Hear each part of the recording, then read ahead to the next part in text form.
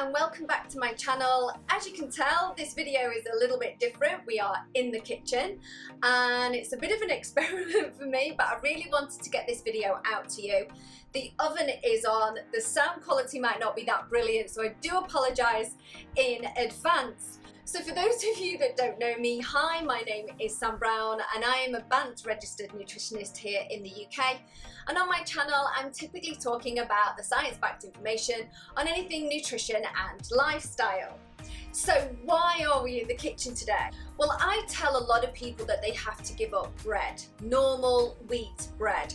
It generally does no favours for many people. One, it's a grain, it causes bloating, it increases your insulin within the body, which is a fat storing hormone. You've heard me talk about starting your day or even going through the day focusing on protein, fats and fibre. Now, giving up bread, or giving up wheat in general, can be a very difficult thing for a lot of people to do because they rely on the convenience of grabbing a bread roll either at breakfast or generally at lunch when they're there in the office working, etc. And for those of you that haven't heard me talk about breaking your fast with protein, fats and fibre, check out this video here which will explain all about why focusing on protein, fats and fibre will really help your health and wellness goals. Reduce that insulin, increase your fat burning capability and enable you to feel energized throughout the day. So without further ado, we're going to get on to cooking. I am so nervous. All the ingredients I have, I will link down below where I've got them from, but most things I pick up from Amazon or eggs obviously from the local supermarket. So we need almond flour, again from Amazon, 150 grams. So I was talking about you don't need any fancy equipment to be able to make loads of bread. I think that my scales are almost antique, probably passed down from my grandma, but they work, so who cares? A little mini food processor is one of my favourite tools in the kitchen, but if you don't have one of these, a normal dough hook or something along those kind of lines, or even just a bit of elbow grease and a good old spoon will get you to the same state that you need to be. So I'm just going to shove 150 grams of almond flour into our mixer. Let's pop that out of the way. And then we've got psyllium husk. Now I really love psyllium husk as a health food anyway. I tend to use it a lot to help regulate bowel movement. So if your stools are too quick and too runny, sorry to get gross, then psyllium husk really helps. And if you're too slow and you're not going all the time, then again psyllium husk creates bulk and allows it to pass in a preferable way. I'm trying to pick my language very carefully when we're actually cooking. The two don't seem to go together. So roughly 25 grams of psyllium husk. Now that's approximately 5 tablespoons, I think. Psyllium husk is really good for the microbiome as well. It helps feed those bacteria, keeps them nice and healthy. It's great for the immune system also. Third ingredient is baking powder. Now you'll be able to pick this up again from Amazon or your local convenience store, supermarket, everywhere sells baking powder. And we have 2 teaspoons. So don't make them heaps, just regular teaspoons. I really do hope that you can see all of this. So we pop that in there. Oh, sorry, salt, forgot salt. About half a teaspoon of salt. Now I really like rock salt, sea salt that is raw, unrefined. Again, you can pick it up from your supermarket, health food stores, local convenience store. Most people sell some kind of unrefined, but you're looking for generally something that's not too pure white in colour and definitely not a table salt preferably. So we pop that in. So that's all our dried ingredients.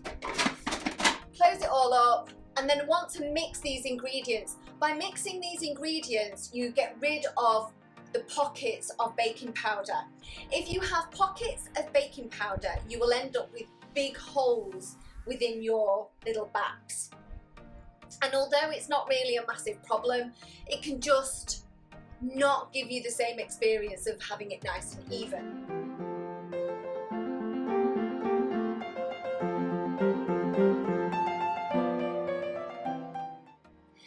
Okay, so now that we have mixed our dry ingredients, it's time for the wet ones, which is 3 egg whites. Don't throw away your yolks, you can freeze them and use them when you're mixing your burgers or something else that requires an egg yolk.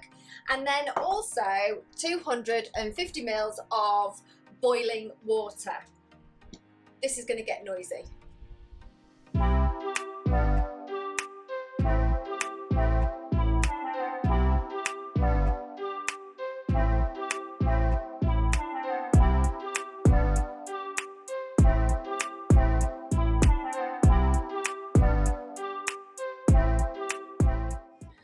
Okay, so I did forget to mention that you can put seeds in this. I really like to put my seeds in the mix. You can sprinkle them on top, but I find that they don't stick very well. I'm a seed lover, so I tend to put them in the mix here as it's rolling around. So you just keep mixing it until it starts to come away from the sides of the bowls and all the ingredients are blended together. So I have 2 baking trays here. I don't think you can see them.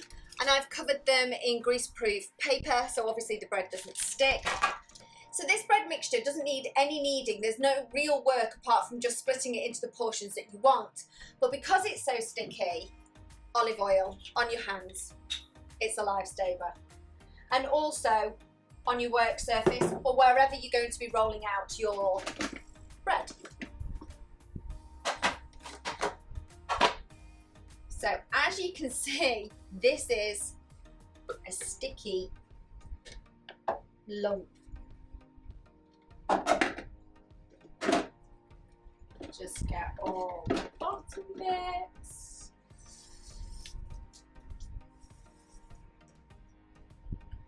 It will stick to your blade, it will be stuck everywhere. But don't worry, it just comes off with water. Hot water, soap. So, I don't know if you can see this, but it is just a ball of warm, doughy stuff, which I put this into just a round mound and I split into 2.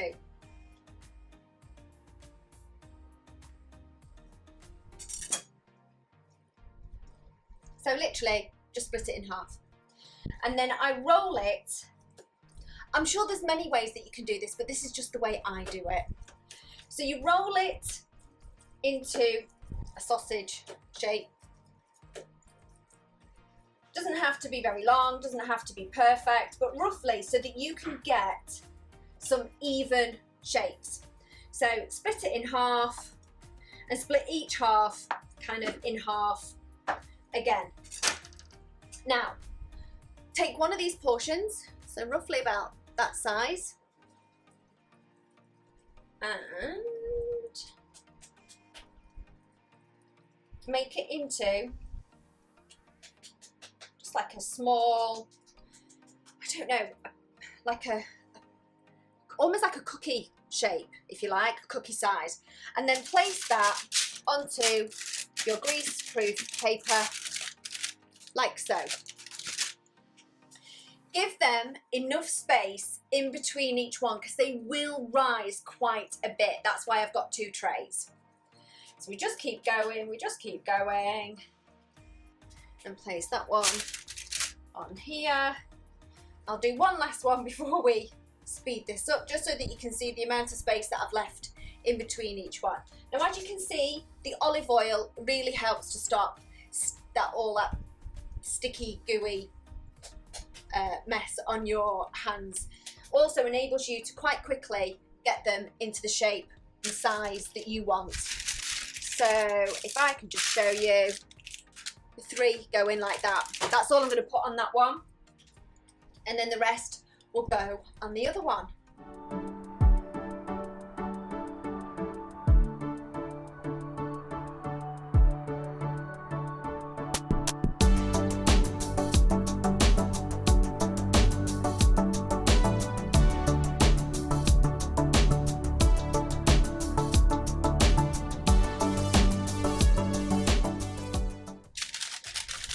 Okay, so, oh, I nearly dropped them.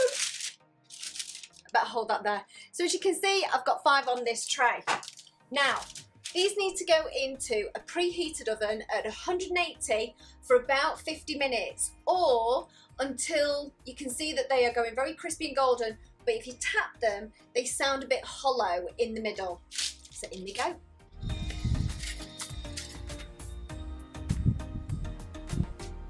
Fingers crossed. So, oh my God, I cannot tell you how amazing it smells in here. And now is the moment. Oh my God. Okay, so whoop, I keep doing that. So we just give them a little tap. They seem perfect to me. And the other ones. Absolutely amazing. There. Okay, so you can't eat this bread hot like you could if you were to cook a wheat bread, and this is just because with it being a psyllium husk and an almond flour, it's a little bit sort of soggy in the middle, so you need to let these cool and then you can enjoy them with your favorite breakfast or have them as a sandwich for your lunch. But let's just go through some stats on this bread. So we are out of the kitchen and back in my comfort zone, the office. So we're going to talk some stats on this bread roll. Now, for me personally, I don't like to count calories in meals. I don't think that focusing on just purely calories in and calories out is the best way of reaching your health and wellness goals. There is some science to calories in, calories out. However, I find that when people focus on health, on protein, fats and fibre, that they stay more satiated, they snack less, they are able to move more, they have higher energy, and so they reach their health and wellness goals without actually concentrating on counting calories. So this is a kind of meal that I would make with that bread roll. This is something that I would break my fast with, but also you can do this kind of thing and make a sandwich and take it to work. So how many calories are in this break fast meal? Well, for the bread, a couple of eggs, and half an avocado, we are talking roughly about 356 calories. Obviously then you can add on the artichoke, the tomato, or maybe some olives, peppers if that's your thing, whatever you fancy, it just adds to the fibre. So we are looking at about 60% fats and 20% protein. Getting enough protein in our diets can actually be quite difficult. And so if we're roughly pushing for a minimum of 20 grams of protein per meal, you are heading towards the right direction. Now the calculation should be a minimum of 1 gram per kilograms of weight.